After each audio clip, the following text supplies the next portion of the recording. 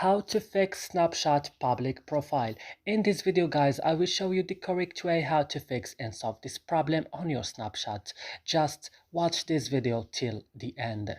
So now, and first you should go and open the settings of your device. Then here you have to click and open apps option. And what's next? You have to go and open like Snapchat. Where is Snapchat? Like when you found it, you have to open it like this and then go to storage option. Here, go to the last button in the bottom of the screen, clear that, and then click OK and go back, click on first stop and click also OK. And now what's the last step? You have to go to Play Store and update your Snapchat if it's not updated. So that's it. I hope guys this video is helpful for you. Don't forget to like and subscribing in our channel. Let's see you in another video.